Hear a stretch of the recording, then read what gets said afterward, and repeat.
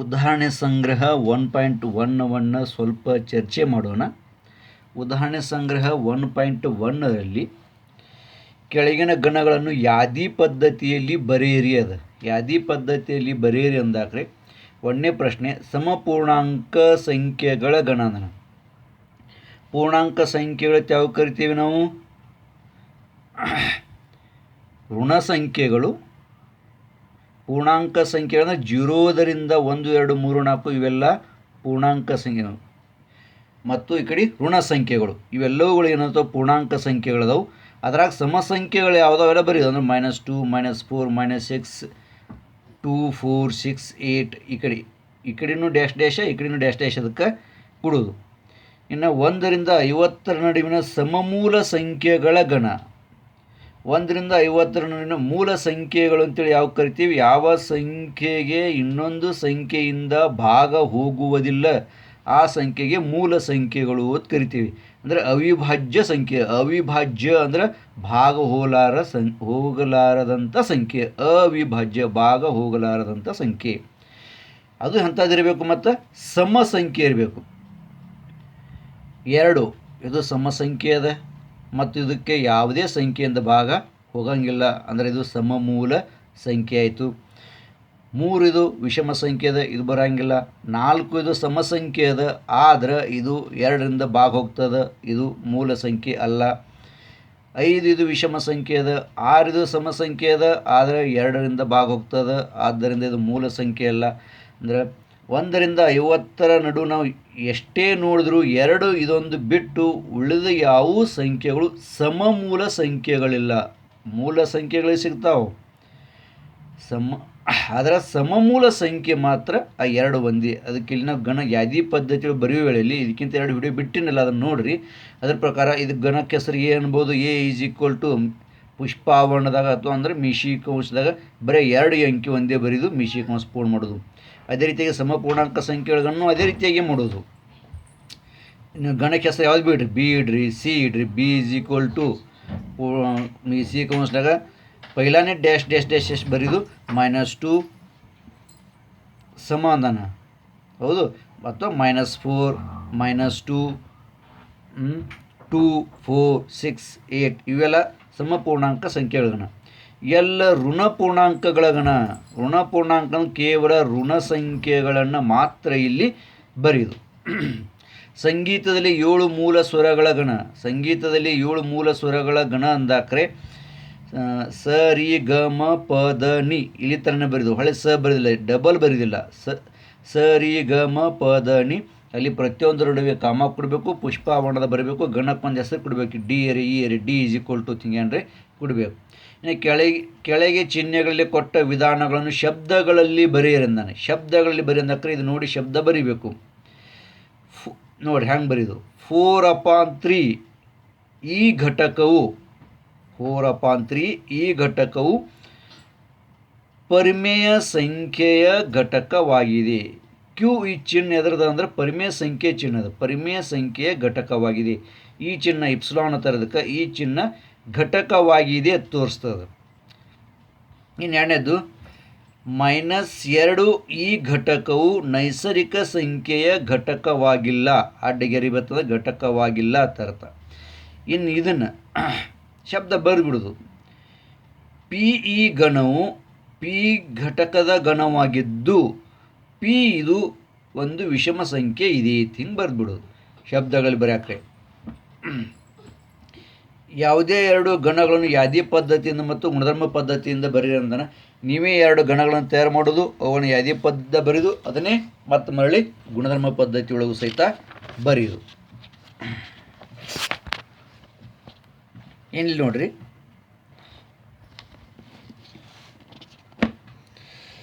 ಕೆಳಗಿನ ಗಣಗಳನ್ನು ಯಾದಿ ಪದ್ಧತಿಯಲ್ಲಿ ಬರೆಯಿರಿ. ಅದು ಭಾರತೀಯ ಸೌರ ವರ್ಷದ ಎಲ್ಲ ತಿಂಗಳುಗಳ ಗಣ.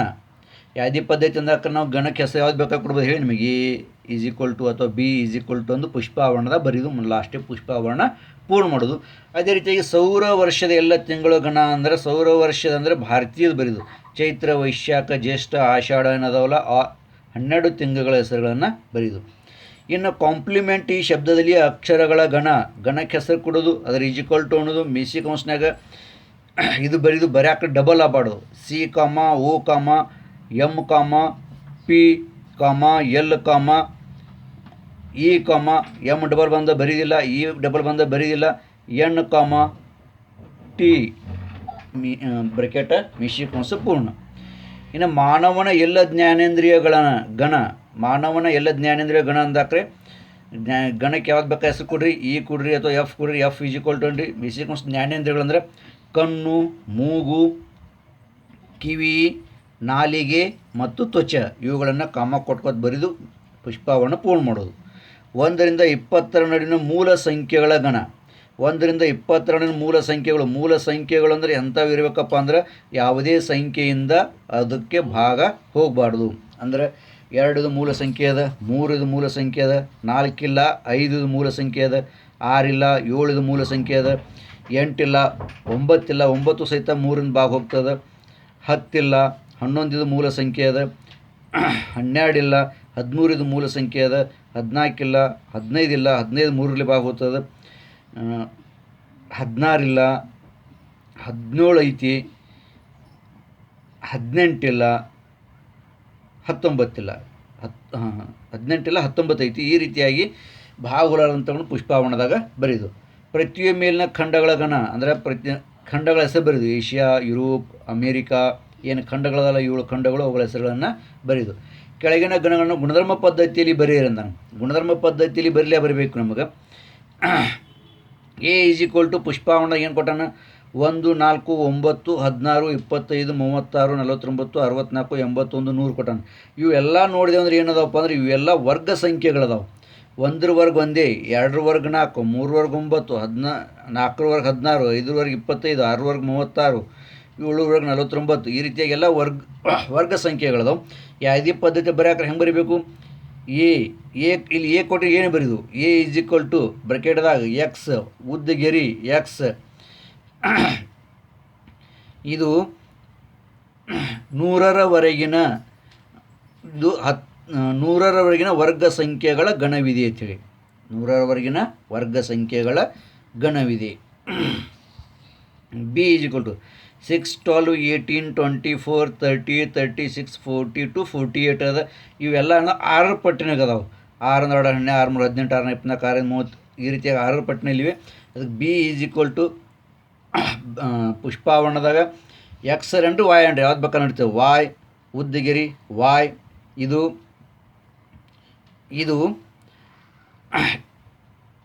48ರವರೆಗಿನ 6ರ ಪಟ್ಟಿನ ಗಣವಿದೆ ಬರೀದು 48ರವರೆಗಿನ 6ರ ಪಟ್ಟಿನ ಗಣವಿದೆ. ಸಿ ಇದು SMILE ಪೂರ್ಣ ಓದಿನ ಸ್ಮೈಲ್ ಆಗ್ತದೆ. ಇದು ಗುಣಧರ್ಮ ಪದ್ಧತಿಯೊಳಗೆ ಬರೆಯೋಕ್ಕೆ ಸಿ ಇದು ಜಡ್ ಉದ್ದಗಿರಿ ಜಡ್ ಇದು ಸ್ಮೈಲ್ ಈ ಶಬ್ದಗಳ ಅಕ್ಷರಗಳ ಗಣವಿದೆ ಅಂತೇಳಿ.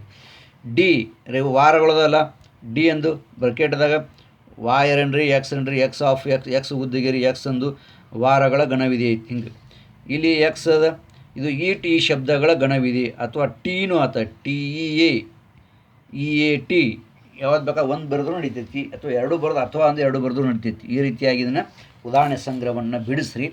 ಆಮೇಲೆ ಇಲ್ಲಿ ಗಣಗಳ ಪ್ರಕಾರಗಳು ಗಣಗಳಲ್ಲಿ ಒಟ್ಟು 4 ಪ್ರಕಾರಗಳು. ಒಂದು ಏಕಘಟಕ ಗಣ, ರಿಕ್ತಗಣ, ಶಾಂತಗಣ ಮತ್ತು ಅನಂತಗಣ ಅಂತೇಳಿ. ನಾವೀಗ ಏಕ ಅಂದರೆ ಒಂದು, ಆ ಗಣದಲ್ಲಿ ಒಂದೇ ಒಂದು ಘಟಕ ಇತ್ತಂದರೆ ಅದಕ್ಕೆ ಏಕಘಟಕ ಗಣ ಅಂತ ಕರೀತಾರೆ. ಅದಕ್ಕೆ ಸಿಂಗಲ್ ಟೋನ್ ಸೆಟ್ ಅಂತಾರೆ. ಯಾವ ಗಣದಲ್ಲಿ ಕೇವಲ ಒಂದೇ ಒಂದು ಘಟಕ ಇರುತ್ತದೆ ಆ ಗಣಕ್ಕೆ ಏಕಘಟಕ ಗಣ ಎಂದು ಕರೆಯುವರು. ಇಲ್ಲಿ ಎ ಈಜಿಕ್ವಲ್ ಟು 2 ಅದ. ಇದು ಒಂದೇ ಘಟಕ ಐತಿ. ಇಲ್ಲಿ ಯಾಕೆ 2 ಒಂದೇ ಯಾಕೆ ಬರ್ದಂದ್ರೆ ಸಮಮೂಲ ಸಂಖ್ಯೆಗಳ ಗಣ ಅದು. 2 ಇದು ಒಂದೇ ಅಂಥ ಸಂಖ್ಯೆದ ಸಮಮೂಲ ಸಂಖ್ಯೆಗಳ ಗಣ ಅದು. ಇದಕ್ಕೆ ಮೊದಲು ಉದಾಹರಣೆ ಸಂಗ್ರಹ ಹೇಳಿನಿ. ಮೂಲ ಸಂಖ್ಯೆಗಳದಾವೆ ಸಮ ಇರಬೇಕು ಮತ್ತು ಮೂಲ ಸಂಖ್ಯೆ ಇರಬೇಕು ಅಂತ ಇದು ಒಂದೇ. ಇನ್ನು ಎರಡನೇದು ರಿಕ್ತಗಣ. ರಿಕ್ತ ಅಂದರೆ ಖುಲ್ಲಾ ಏನೂ ಇಲ್ಲ, ಅದಕ್ಕೆ ನಲ್ ಸೆಟ್ ಅಥವಾ ಎಂಟಿ ಸೆಟ್. ಆ ಗಣದ ಒಳಗೆ ಘಟಕನೇ ಇರೋಂಗಿಲ್ಲ, ಅದಕ್ಕೆ ರಿಕ್ತಗಣ ಅಂತಾರೆ. ಯಾವ ಗಣದಲ್ಲಿ ಕೊಟ್ಟ ಗುಣಧರ್ಮದ ಒಂದೂ ಘಟಕ ಇರುವುದಿಲ್ಲವೋ ಅದಕ್ಕೆ ರಿಕ್ತಗಣ ಎನ್ನುವರು. ಅದನ್ನು ಹೆಂಗೆ ತೋರಿಸ್ತಂದ್ರೆ ಪುಷ್ಪವನ್ನು ತೆಗಿತಾರೆ ಒಳಗೆ ಖುಲ್ಲಾ ಬಿಟ್ಬಿಡ್ತಾರೆ ಅಥವಾ ಈ ಚಿಹ್ನೆಯಿಂದ ತೋರಿಸ್ತಾರೆ. ಇದಕ್ಕೆ ಪಾಯ್ ಅಂತಾರೆ. ಪಾಯ್ ಈ ಚಿಹ್ನೆಯಿಂದ ತೋರಿಸುವರು. ಇಲ್ಲಿ ನೋಡಿರಿ ಉದಾಹರಣೆ, ಬಿ ಇ ಗಣವು ಓದುದು ಹೆಂಗೆ ನೋಡ್ರಿ, ಬಿ ಇ ಗಣವು ಎಕ್ಸ್ ಘಟಕಗಳ ಗಣವಾಗಿದ್ದು ಎಕ್ಸ್ ಇದು 2 ಮತ್ತು 3ರ ನಡುವಿನ ನೈಸರ್ಗಿಕ ಸಂಖ್ಯೆ ಇದೆ. ಇದಕ್ಕೆ 2 ಮತ್ತು 3 ನಡುವಿನ ನೈಸರ್ಗಿಕ ಸಂಖ್ಯೆ ಯಾವುದು? ಯಾವುದೂ ಇಲ್ಲ, ಬರಲಿಕ್ಕೂ ಬರೋಂಗಿಲ್ಲ. ಆದ್ದರಿಂದ ಬಿ ಈಸ್ ಈಕ್ವಲ್ ಟು ಪುಷ್ಪಾವರಣ ಮಾಡಿ ನಡುವೆ ಏನು ಇಲ್ಲಿ ತೋರಿಸೋದಿಲ್ಲ, ಅಥವಾ ಅದನ್ನು ಪಾಯ್ ಅಂತ ಹೇಳಿ ಹಿಂಗೆ ತೋರಿಸೋದು. 2.1 2.2 2.3 ಈ ರೀತಿಯಾಗಿ ಅವೆಲ್ಲ ಪಾಯಿಂಟ್ ಬಂದು ಅಂದ್ರೆ ನೈಸರ್ಗಿಕ ಸಂಖ್ಯೆಗಳು ಬರೋಂಗಿಲ್ಲ. ನೀವು 3 ತನಕ ಅವತ್ತು ಅನ್ಬೋದು, ಅವು ನೈಸರ್ಗಿಕ ಸಂಖ್ಯೆ ಒಳಗೆ ಬರೋಂಗಿಲ್ಲ.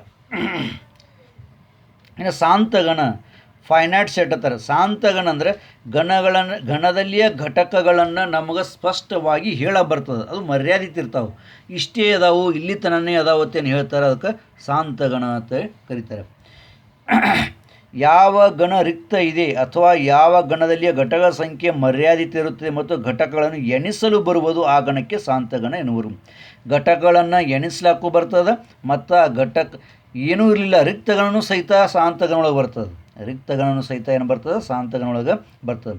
ಇಲ್ಲಿ ಸಿ ಇ ಗಣವು ಪಿ ಘಟಕಗಳ ಗಣವಾಗಿದ್ದು ಪಿ ಇದು 1ರಿಂದ 22ರ ನಡುವಿನ 4ರಿಂದ ಭಾಗ ಹೋಗುವ ಸಂಖ್ಯೆ ಇದೆ. 1ರಿಂದ 22ರವರೆಗಿನ 4ರಿಂದ ಭಾಗ ಹೋಗುವ, 22 4ರಿಂದ ಭಾಗ ಹೋಗುವ, 4 1 4 8 4 3 4 4 20 ಪೂರ್ಣ ಭಾಗ ಹೋಗ್ತಾವೆ, ಪೂರ್ಣ ಭಾಗ ಹೋಗೋದು ಇವೆಲ್ಲ 22ರವರೆಗಿನ 4ರಿಂದ ಭಾಗ ಹೋಗೋದು. 22ರ ನಡುವಿನ ಅಂತಾನೆ, 22ರ ನಡುವಿನ ಅಂದ್ರೆ ನಮಗೆ ಹೇಳ ಬರ್ತದೆ, ಅಂದರೆ ಘಟಕಗಳನ್ನು ಎಣಿಸಲು ಬರುವುದು. ಆದ್ದರಿಂದ ಇದೇನಪ್ಪ ಅಂದ್ರೆ ಶಾಂತ ಗಣ. ಏನು ಅನಂತಗಣ, ಅನಂತ ಅಂದ್ರೆ ಕೊನೆ ಇಲ್ಲ, ಇನ್ಫೈನೈಟ್ ಸೆಟ್ ಅಂತಾರೆ. ಇವುಗಳಲ್ಲಿ ಘಟಕಗಳ ಸಂಖ್ಯೆ ಅಮರ್ಯಾದಿತ ಇರ್ತದೆ, ಅವುಗಳನ್ನು ಎಣಿಸ್ಲಾಕ ಬರುವುದಿಲ್ಲ. ಘಟಕಗಳ ಸಂಖ್ಯೆ ಅಮರ್ಯಾದಿತ ಮತ್ತು ಎಣಿಸಲು ಬರುವುದಿಲ್ಲ, ಅವುಗಳಿಗೆ ಅನಂತಗಣ ಅಂಥೇಳಿ ಕರೀತಾರೆ. ಇಲ್ಲಿ ನೋಡಿರಿ, N is equal to 1 2 3 4 dash dash dash dash dash ಹಿಂಗೆ ಟಿಕ್ ಟಿಕ್ ಟಿಕ್ ಟಿಕ್ ಕೊಟ್ಟಿದ್ರೆ ಅಂದ್ರೆ ಅದು ಅನಂತಗಣ ಇರ್ತದೆ. ಎನ್ ಅಂದರೆ ನೈಸರ್ಗಿಕ ಸಂಖ್ಯೆ, ನೈಸರ್ಗಿಕ ಸಂಖ್ಯೆ ಎಷ್ಟು ಬೇಕಾಟದಾವೆ, ಅದಕ್ಕೆ ನೈಸರ್ಗಿಕ ಸಂಖ್ಯೆಗಳನ್ನು ನಮಗೆ ಹೇಳೋಕ್ಕೆ ಇಷ್ಟೇ ಇದಾವೆ ಅಂತ ಹೇಳಕ್ಕೆ ಬರಲ್ಲ, ಆದ್ದರಿಂದ ಅನಂತಗಣ. ಈ ರೀತಿಯಾಗಿ ಗಣಗಳಲ್ಲಿ 4 ಪ್ರಕಾರಗಳು, ಅವು ಏಕಘಟಕ ಗಣ, ರಿಕ್ತಗಣ, ಶಾಂತಗಣ ಮತ್ತು ಅನಂತಗಣ ಅಂಥೇಳಿ. ಇದರ ಸಹಾಯದಿಂದ ನಾವು ಗಣಗಳನ್ನು ಗುರುತಿಸುವುದು, ಕೊಟ್ಟ ಗಣ ಯಾವ ಗಣದಲ್ಲಿ ಬರ್ತದೆ ಅನ್ನೋದನ್ನು ಗುರುತಿಸುವುದು. ಇಲ್ಲಿ ನೋಡಿರಿ, ಪೇಜ್ ನಂಬರ್ 5ದಾಗ ಮುಂದಿನ ಗಣಗಳನ್ನು ಯಾದಿ ಪದ್ಧತಿಯಲ್ಲಿ ಬರೆದು ಅವುಗಳನ್ನು ಶಾಂತಗಣ ಮತ್ತು ಅನಂತಗಣ ಹೀಗೆ ವರ್ಗೀಕರಣ ಮಾಡಿರಿ. ಯಾದಿ ಪದ್ಧತಿಯಲ್ಲಿ ಬರೆದು ಅಂದಾಕ್ರೆ ಇವು ಕೊಟ್ಟಿರೋ 4 ಉದಾಹರಣೆಗಳು 5 ಉದಾಹರಣೆಗಳು ಎದಾಗಿರ್ತಾವೆ ಅನ್ನೋ ಇದ್ರ ಮ್ಯಾಗಿಂದು 6 ಉದಾಹರಣೆ ಅದಾವು. ಇವು ಎದುರಾಗದಾವಪ್ಪ ಅಂದ್ರೆ ಇದ್ರ ಮ್ಯಾಗಿಂದು ಗುಣಧರ್ಮ ಪದ್ಧತಿ ಒಳಗದವು. ಇವುಗಳನ್ನು ನಾವು ಏನು ಮಾಡಬೇಕು, ಯಾದಿ ಪದ್ಧತಿ ಒಳಗೆ ಬರೆದು ಅವುಗಳು ಶಾಂತಗಣದಾಗ ಬರ್ತಾವೋ, ಏಕಘಟಕ ಗಣದಾಗ ಬರ್ತಾವೋ, ರಿಕ್ತ ಗಣದಾಗ ಬರ್ತಾವೋ ಅಥವಾ ಅನಂತ ಗಣದಾಗ ಬರ್ತಾವೋ ಅನ್ನೋದನ್ನು ಹೇಳಬೇಕು. ಒಂದನೇದು, ಈ ಗಣವು ಎಕ್ಸ್ ಘಟಕಗಳ ಗಣವಾಗಿದ್ದು ಎಕ್ಸ್ ಇದೊಂದು ನೈಸರ್ಗಿಕ ಸಂಖ್ಯೆ ಇದೆ, ನೈಸರ್ಗಿಕ ಸಂಖ್ಯೆಗಳ ಘಟಕವಿದೆ. ಎಂಥ ನೈಸರ್ಗಿಕ ಸಂಖ್ಯೆ ಘಟಕ ಅಂದರೆ ಎಕ್ಸ್ ಇದು ವಿಷಮ ಸಂಖ್ಯೆ ಇದೆ, ವಿಷಮ ಸಂಖ್ಯೆ ಮತ್ತು ವಿಷಮ ನೈಸರ್ಗಿಕ ಸಂಖ್ಯೆ ಇದರ ಮ್ಯಾಗಿಂದ ಅರ್ಥ. ಅಂದರೆ ವಿಷಮ ನೈಸರ್ಗಿಕ ಸಂಖ್ಯೆ ಇದೆ ಅಂದ, ವಿಷಮ ನೈಸರ್ಗಿಕ ಸಂಖ್ಯೆ ಇದೆ ಅನ್ನೋ ಟೈಮ್ದಾಗ ಇಲ್ಲಿವರೆಗೆ ಏನೈತಿ ಏನೂ ಹೇಳಿಲ್ಲ, ಅಂದರೆ ಇದು ಏನಾಗ್ತದೆ ಅನಂತಗಣ. ವಿಷಮ ನೈಸರ್ಗಿಕ ಸಂಖ್ಯೆ 2 ಬರ್ತವೆ, 3 5 7 9 11 13 15 ಇವೆಲ್ಲ ವಿಷಮ ನೈಸರ್ಗಿಕ ಸಂಖ್ಯೆ ಬರ್ತಾವೆ, ಅನೇಕ ಬರ್ತಾವೆ. ಅದನ್ನೇ ಇಲ್ಲಿ ಕೊಟ್ಟಾನ, ಎಕ್ಸ್ ವಿಷಮ ಸಂಖ್ಯೆ ಇದೆ, ಈಜ್ ಕೊಟ್ಟು 1 3 5 7 ಅನಂತಗಣ, ಇದು ಎದರ ಬರ್ತಾವೆ ಅಂದ್ರೆ ಅನಂತಗಣ ಒಳಗೆ ಬರ್ತವೆ. ಎರಡನೇ ಉದಾಹರಣೆ, ಬಿ ಇದು ಎಕ್ಸ್ ಘಟಕಗಳ ಗಣವಾಗಿದ್ದು ಎಕ್ಸ್ ಇದೊಂದು ನೈಸರ್ಗಿಕ ಸಂಖ್ಯೆಗಳ ಘಟಕವಿದೆ ಮತ್ತು 3x - 1 = 0 ಅದ. 3x - 1 = 0 ಅದ. ಇದು ಈ ರೀತಿಯ ಕೊಟ್ಟಕ್ರೆ ಇದನ್ನು ನಮಗೆ ಯಾದಿ ಪದ್ಧತಿ ಬರಬೇಕು. ಅದನ್ನೆಲ್ಲಿ ಬರ್ದಾರ ನಾವು. ಅದೇ ರೀತಿ ಬಿ ಈ ಗಣವು ಎಕ್ಸ್ ಘಟಕ ಗಣವಿದೆ, ಎಕ್ಸ್ ಇದೊಂದು ನೈಸರ್ಗಿಕ ಸಂಖ್ಯೆಗಳ ಘಟಕವಿದೆ ಮತ್ತು 3x - 1 = 0. ಅದನ್ನೇ ಅದಿಲ್ಲಿ ಇಲ್ಲಿ ಈ ಸಮೀಕರಣವನ್ನು ಬಿಡಿಸೋದು ಅಂದಾಕ್ರೆ ಎಕ್ಸ್ ಏನು ಅನ್ನೋದು ಬರ್ತದೆ, ಯಾವ ನೈಸರ್ಗಿಕ ಸಂಖ್ಯೆ ಇದೆ ಅನ್ನೋದು ಬರ್ತದೆ. ಎಕ್ಸ್ ಹೌದು ಯಾವ ನೈಸರ್ಗಿಕ ಘಟಕ ಇದೆ. 3x - 1 = 0 ಆಯಿತು. ಆದ್ದರಿಂದ 3x = 1, ಇದು -1 ಅದು ಈ ಕಡೆ ಬರೋಣ +1 ಆಗ್ತದೆ. 3x = 1, ಆದ್ದರಿಂದ x = 1 ಈ ಬದಿಗೆ ಅದ ಹಾಗೆ ಇಡ್ತೀನಿ. ಎಕ್ಸಕ್ಕೆ 3 ಗುಣಾಕಾರದ ಈ ಕಡೆ ಬರೋ ಭಾಗಾಕಾರ ಆಗ್ತದೆ. x = 1/3 ಆಯಿತು. ಆದರೆ 1/3 ಇದು ನೈಸರ್ಗಿಕ ಸಂಖ್ಯೆ ಅದನ್ನು ಅವ ಹೇಳಿದ ಪ್ರಕಾರ ಇಲ್ಲ. 1/3 ನೈಸರ್ಗಿಕ ಸಂಖ್ಯೆ ಇಲ್ಲ. ಆದರೆ 1/3 ಇದು ನೈಸರ್ಗಿಕ ಸಂಖ್ಯೆಗಳ ಘಟಕವಿಲ್ಲ. ಅದಕ್ಕೆ ಚಿಹ್ನೆ ಅಡ್ಡಗೆರೆ ಹೊಡೆದಾನ ಅದ್ರ ಮೇಲೆ. ಅದರಿಂದ ಬಿ ನೋಡು ಖುಲ್ಲಾ ಬಿಟ್ಟು, ಯಾಕಂದ್ರೆ ನೈಸರ್ಗಿಕ ಸಂಖ್ಯೆ ಘಟಕಿಲ್ಲ ಇದು 1/3. ಬಿ ಇದು ಸಾಂತಗಣವಿದೆ. ಅಂದರೆ ರಿಕ್ತಗಣನೂ ಸಹಿತ ಸಾಂತಗಣಗಳು ಬರ್ತದೆ. ಇಲ್ಲಿ ಮ್ಯಾ ಪ್ರಶ್ನೆ ಸಾಂತಗಣ ಅನಂತಗಣ ಹೀಗೆ ವರ್ಗೀಕರಣ ಮಾಡಿ ಎರಡೇ ಅದ. ಅದಕ್ಕೆ ಇದು ಯಾವ್ದಾರ ಬರ್ತದೆ ಸಾಂತಗಣ ಒಳಗೆ ಬರ್ತದೆ. ಇನ್ನು ಮೂರನೇದು ಸಿ ಇದು ಎಕ್ಸ್ ಘಟಕಗಳ ಗಣವಾಗಿದ್ದು ಎಕ್ಸ್ ಇದು ನೈಸರ್ಗಿಕ ಸಂಖ್ಯೆ ಇದೆ. ಎಂಥ ನೈಸರ್ಗಿಕ ಸಂಖ್ಯೆ ಇದೆ? ಎಕ್ಸ್ ಇದು 7ರ ವಿಭಾಜ್ಯ ಸಂಖ್ಯೆ ಇದೆ. 7ರ ವಿಭಾಜ್ಯ ಅಂದರೆ 7ರಿಂದ ಭಾಗ ಹೋಗುವಂಥ ನೈಸರ್ಗಿಕ ಸಂಖ್ಯೆ ಇದೆ. ಇದು ಎಷ್ಟು ಬೇಕಾಟ್ ಹೇಳ ಬರ್ತವೆ 7ರಿಂದ ಭಾಗುವಂಥವು. ಅದಕ್ಕೆ ಯಾದಿ ಪದ ಬರೆದು ನೋಡಿದಾಕ್ರೆ ನಮ್ಗೆ ಗೊತ್ತಾಗೋದು ಅನಂತಗಣದೋ ಏನು ಸಾಂತಗಣದೋ. ಸಿ ಈಸ್ ಈಕ್ವಲ್ ಟು 7 1 7 14 7 21 ಈ ರೀತಿಯಾಗಿ 7 70 ತನಕ ನೀನು ಇರಂಗಿಲ್ಲ ಅದ್ರ ಪಟ್ಟು ಭಾಗುವಂಥದ್ದು. 7ರಿಂದ ಪೂರ್ಣ ಭಾಗುವಂತು 7 11 77, 7ರಿಂದ ಭಾಗುತ್ತದೆ 7 12 84 70 ಭಾಗುತ್ತೆ. ಹಿಂಗೆ ಅನೇಕ ಅನಂತಗಣ ಇದು. ಇನ್ನು ಡಿ ಈಸ್ ಈಕ್ವಲ್ ಟು ಅಂದರೆ ಡಿ ಈ ಗಣವು ಎ ಮತ್ತು ಬಿ ಈ ವಾಸ್ತವ ಸಂಖ್ಯೆಗಳ ಗಣವಾಗಿದ್ದು ಎ ಬಿ ಯು ಪೂರ್ಣ ಸಂಖ್ಯೆಗಳ ಘಟಕವೇ. ಡಬ್ಲ್ಯೂ ಅಂದರೆ ಹೋಲ್ ಅಂದರೆ ಪೂರ್ಣ ಎಲ್ಲ. ಎಂಥ ಪೂರ್ಣಗಳ ಸಂಖ್ಯೆ ಅಂದರೆ A plus B is equal to 9 ಅಂದಾನೆ. A plus B is equal to 9. ಇದನ್ನು ಯಾವ್ದೇ ಪದ್ಧತಿ ಬರೀಬೇಕು. ಪೂರ್ಣ ಸಂಖ್ಯೆಗಳ ಗಣ ಅಂದಾಕ್ರೆ ಇದ್ರಾಗ ಮೈನಸ್ ತೋಳ ಬರೋಂಗಿಲ್ಲ. ಯಾಕಂದ್ರೆ ಮೈನಸ್ ಇದು ಋಣ ಸಂಖ್ಯೆ, ಧನ ಸಂಖ್ಯೆ ಮತ್ತು 0 ಇದು ಪೂರ್ಣಾಂಕ ಸಂಖ್ಯೆಗಳು ಬರ್ತದೆ. ಪೂರ್ಣ ಸಂಖ್ಯೆ ಒಳಗೆ ಯಾವ್ದು ಬರ್ತದಪ್ಪ ಅಂದರೆ 0ರಿಂದ ಅನೇಕವರೆಗೆ ಇದು 0 1 2 3 4 ಇದೆಲ್ಲ ಪೂರ್ಣ ಸಂಖ್ಯೆಗಳು ಬರ್ತದೆ. ಅದನ್ನೇ ಇಲ್ಲಿ ಯಾದಿ ಪದ್ಧತಿ ಬರ್ದಾನ 0 9 ಅಂದರೆ ಏನು 0 ಇಟ್ಟು ಪ್ಲಸ್ ಇಲ್ಲಿ 9 ಇಟ್ಟು 0 + 9 ಅಂದರೆ 9 ಬರ್ತದೆ. 1 + 8 9 ಬರ್ತದೆ. 2 + 7 9 ಬರ್ತದೆ. 3 + 6 9 ಬರ್ತದೆ. 4 + 5 9 ಬರ್ತದೆ. 5 + 4 9 ಬರ್ತದೆ. 6 3 9 ಬರ್ತದೆ. 7 2 9 ಬರ್ತದೆ. 8 + 1 9 ಬರ್ತದೆ. 9 + 0 9 ಬರ್ತದೆ. ಇವು ಇಷ್ಟೇ ಹೊಣ್ತಾವೆ. ಇವು ಬಿಟ್ಟು ಮತ್ತು ನಮಗೆ ಹೊಂಡೋದಿಲ್ಲ. ಮೈನಸ್ ಮಾಡ ಬರೋಂಗಿಲ್ಲ. ಯಾಕೆ ಪ್ಲಸ್ ಅಂದರೆ ಕೂಡಿಸೇಬೇಕು. ಎ ಪ್ಲಸ್ ಬಿನೇ ಮಾಡಬೇಕು. ಮೈನಸ್ ಮಾಡಿ ನಾವು 11 - 2 9 ಈ ರೀತಿಯಾಗಿ ಮಾಡೋದಿಲ್ಲ. ಯಾಕೆ -2 ಅಂತ ಹಾಕಿದ್ರೆ ಇದು ಋಣ ಸಂಖ್ಯೆ ಆಗ್ತದೆ. ಋಣ ಸಂಖ್ಯೆದು ಪೂರ್ಣ ಸಂಖ್ಯೆ ಒಳಗೆ ಬರೋಂಗಿಲ್ಲ. ನಮಗೆ ಇಷ್ಟೇ ಹೇಳ ಬರ್ತದೆ. ಅದರಿಂದ ಡಿ ಇದು ಏನದಪ್ಪ ಸಾಂತಗಣ ಇದೆ. ಇನ್ನು ಈ ಗಣವು ಎಕ್ಸ್ ಘಟಕಗಳ ಗಣವಾಗಿದ್ದು ಎಕ್ಸ್ ಇದು ಆಯ್ ಅಂದರೆ ಏನಪ್ಪ ಅಂದ್ರೆ ಆಯ್ ಅಂದ್ರೆ ಪೂರ್ಣಾಂಕ ಸಂಖ್ಯೆಗಳ ಗಣ. ಎಕ್ಸ್ ಇದು ಏನಪ್ಪ ಅಂದ್ರೆ ಪೂರ್ಣಾಂಕ ಆಯ್ ಇದು ಪೂರ್ಣಾಂಕ ಸಂಖ್ಯೆಗಳ ಗಣ. ಅದು ಎಂಥ ಪೂರ್ಣಾಂಕ ಸಂಖ್ಯೆ ಅಂದರೆ x² = 100. 100 ಬಂದದ್ದು ಸ್ಕ್ವೇರ್ ವರ್ಕ್ ಮಾಡೋಣ. ಎದ್ರ ವರ್ಕ್ ಮಾಡೋಣ 100 ಬಂದದ. 10 ವರ್ಕ್ ಮಾಡೋಣ 100 ಬರ್ತದೆ. ಪೂರ್ಣಾಂಕ ಸಂಖ್ಯೆ ಅಂದರೆ ಮೈನಸ್ಸು ತೊಗೋಬೇಕಾಗ್ತದೆ. ಅದಕ್ಕೆ ಪೂರ್ಣಾಂಕ ಸಂಖ್ಯೆ ಮೈನಸ್ ಪ್ಲಸ್ 0 ಎರಡೂ ಬರ್ತಾವೆ.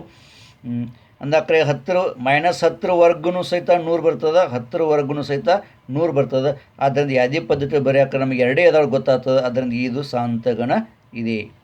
ಇನ್ನು ಆರನೇದು ಎಫ್ ಇದು ಎ ಮತ್ತು ಬಿ ಈ ಸಂಖ್ಯೆಗಳ ಗಣವಾಗಿದ್ದು ಎ ಬಿ ಯು ಪರಿಮೇಯ ಸಂಖ್ಯೆಗಳಿವೆ. ಎ ಬಿ ಯು ಪರಿಮೇಯ ಸಂಖ್ಯೆಗಳ ಘಟಕಗಳಿವೆ. ಅಂದರೆ A plus B is equal to 11 ತೆಗೆದು ಅವಾಗ ಎಫ್ ಇದು 6 5 6 ಪ್ಲಸ್ ಎ ಜಾಗತ್ನ 6 ಇಟ್ಟು ಪ್ಲಸ್ ಬಿ ಜಾಗತ್ನ 5 ಅಂದರೆ 6 + 5 = 11 3 8 11 3.5 7.5 ಇವು ಎರಡು ಕೂಡ 11 ಬರ್ತದೆ.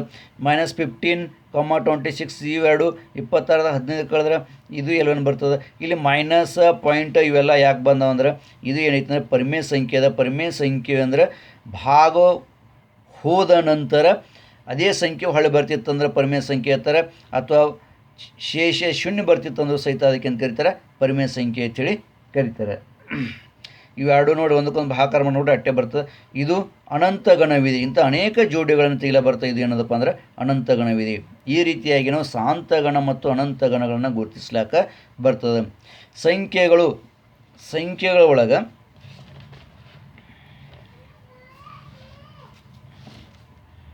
ಹೌದು E is equal to X ಘಟಕ. ಇದು ಎಕ್ಸ್ ಘಟಕ. ಎಕ್ಸ್ ಇದು ಪರಿಮೇಯ ಸಂಖ್ಯೆ ಇದೆ. ಪೂರ್ಣಾಂಕ ಸಂಖ್ಯೆ ಇದೆ. x² = 100 ಪೂರ್ಣಾಂಕ ಸಂಖ್ಯೆ ಅಂದರೆ ಧನ ಸಂಖ್ಯೆ ಋಣ ಸಂಖ್ಯೆ ಎರಡೂ ಬರ್ತಾವೆ. ಎದರ ವರ್ಗ 100 ಆಗ್ತದೆ 10 ವರ್ಗ 100 ಆಗ್ತದೆ ಮತ್ತು -10 ವರ್ಗ 100 ಆಗ್ತದೆ. ಇವೆರಡೇ ಹೊಣ್ತಾವೆ. ಅದಕ್ಕೆ ಸಾಂತಗಣವಿದೆ. ಇಲ್ಲಿ ಎಫ್ದು ಸಹಿತ ಅದೇ ರೀತಿಯಾಗಿ ಎ ಮತ್ತು ಬಿ ಈ ಎರಡು ಸಂಖ್ಯೆಗಳ ಗಣವಾಗಿದ್ದು ಎ ಬಿ ಇದು ಪರಿಮೇಯ ಸಂಖ್ಯೆಗಳ ಘಟಕವಿದೆ. ಕ್ಯೂ ಇದು ಪರಿಮೇಯ ಸಂಖ್ಯೆಗಳ ಘಟಕ. A plus B is equal to 11 ಇದು ಗುಣಧರ್ಮ ಪದ್ಧತಿ ಅದರ ಪ್ರಕಾರ ಯಾದಿ ಪದ್ಧತಿ ಇದೆ. ಎ 6 ಬಿ 5 6 + 5 11 3 + 8 11 3.5 7.5 11 ಈ ರೀತಿಯಾಗಿ ನಾವು ಅನೇಕ ಘಟಕಂತಿಲ್ಲ. ಇಲ್ಲಿ ಪಾಯಿಂಟ್ ಮೈನಸ್ 2 ಯಾಕೆ ಬರ್ತದೆ, ಪ್ರಮೇಯ ಸಂಖ್ಯೆ ಒಳಗೆ ಧನ ಸಂಖ್ಯೆ ಋಣ ಸಂಖ್ಯೆ ಎಲ್ಲ ಥರ ಒಟ್ಟು ಭಾಗಾಕಾರ ಮಾಡೋಣ, ಅದೇ ಸಂಖ್ಯೆ ಹೊಳೆ ಬರ್ತಿತ್ತು ಅಂದ್ರೆ ಪ್ರಮೇಯ ಸಂಖ್ಯೆ, ಶೇಷ ಶೂನ್ಯ ಬರ್ತದೆ ಪ್ರಮೇಯ ಸಂಖ್ಯೆ. ಇವೆಲ್ಲ ಆ ರೀತಿಯಾಗತ್ತೋ ಅನೇಕ ಬರ್ತಾಯಿದ್ದು ಅಸಂಖ್ಯ ಸಂಖ್ಯೆ. ನೈಸರ್ಗಿಕ ಸಂಖ್ಯೆ ಒಳಗೆ ನೈಸರ್ಗಿಕ ಸಂಖ್ಯೆ, ಪೂರ್ಣ ಸಂಖ್ಯೆ, ಪೂರ್ಣಾಂಕ, ಪರಿಮೇಯ ಸಂಖ್ಯೆ, ಅದು ಪೂರ್ಣಾಂಕ ಸಂಖ್ಯೆ, ಇವೆಲ್ಲಗಳು ಅನಂತ ಗಣೊಳಗೆ ಬರ್ತಾವೆ.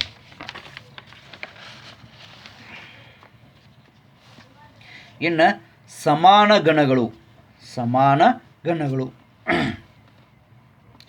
ಯಾವಕ್ಕೆ ಸಮಾನ ಗಣಗಳು ಅಂತ ಕರೀತಾರಪ್ಪ ಅಂದ್ರೆ, ಎರಡು ಗಣದಲ್ಲಿಯ ಘಟಕಗಳು ಅವೇ ಬರ್ತಿದ್ದು ಅಂದ್ರೆ ಅವುಗಳಿಗೆ ಸಮಾನ ಗಣಗಳು ಅಂತ ಕರೀತಾರೆ. ಗಣ ಎದ ಪ್ರತಿಯೊಂದು ಘಟಕಗಳು ಗಣ ಬಿದಲ್ಲಿ ಮತ್ತು ಬಿದಲ್ಲಿಯ ಪ್ರತಿಯೊಂದು ಘಟಕ ಗಣ ಎದಲ್ಲಿ ಇದ್ದರೆ ಆ ಗಣಗಳನ್ನು ಸಮಾನ ಗಣಗಳು ಎನ್ನುತ್ತಾರೆ. ಅಂದರೆ ಒಂದು ಗಣದಲ್ಲಿ ಯಾವ ಘಟಕ ಇರ್ತದೆ ಅದೇ ಘಟಕ ಮತ್ತೊಂದು ಗಣದಲ್ಲಿ ಇರಬೇಕು, ಆ ಗಣದಲ್ಲಿರೋ ಘಟಕ ಮರಳಿ ಮತ್ತೆ ಇದರಲ್ಲಿ ಇರಬೇಕು, ಎರಡೂರಾಗೂ ಇರಬೇಕು. ಒಂದು ಹೆಚ್ಚು ಇರಬಾರ್ದು, ಒಂದು ಕಡಿಮೆ ಇರಬಾರ್ದು, ಅಥವಾ ಬೇರೆ ಹೊಸದು ಯಾವುದು ಅದ್ರಾಗ ಇರಬಾರ್ದು. ಅದಕ್ಕೆ ಸಮಾನ ಗಣ ಅಂತ ಕರೀತಾರೆ. ಉದಾಹರಣೆ ಅದ, ಎ ಇದು ಎಕ್ಸ್ ಘಟಕ ಗಣವಾಗಿದ್ದು ಎಕ್ಸ್ ಇದು ಲಿಸನ್, ಈ ಶಬ್ದದಲ್ಲಿ ಅಕ್ಷರವಿದೆ. ಲಿಸನ್ ಅಂದರೆ ಕೇಳು, LISTN, ಲಿಸನ್ ಅಂದರೆ ಕೇಳು. ಅಂದಾಕ ಯಾದಿ ಪದ್ಧತಿ ಬರೆದು ನೋಡಬೇಕು, ಅಂದಾಕ ಸಮಾನ ಗಣ ಅದು ಏನೋ ಗೊತ್ತಾಗ್ತದೆ.